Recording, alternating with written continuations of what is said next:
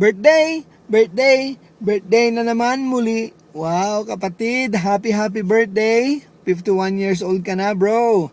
Kuya Jodin, baka kailangan mo na magpakulay. Anyway, bro, I wish you all the best. I wish that God will provide everything that you need according to His riches and glory. And bro, don't forget, I always love you. And I'm always praying for you, brother.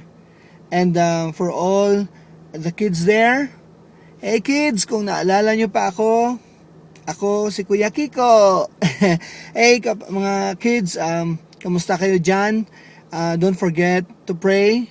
Mga nanay, mga workers, don't forget to pray every day, every single hour, because prayer is the only life of these foundations. So please, let us keep praying and let us pray together.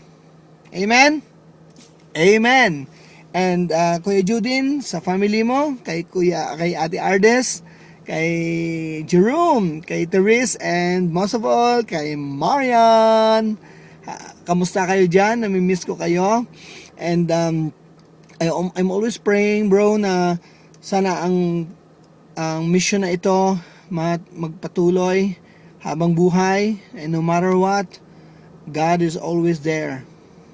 And bro, I'm very thankful and blessed because you are my brother. And sa lahat ng mga nakikinig, I know that you are also blessed because Kuya Jodin is still there.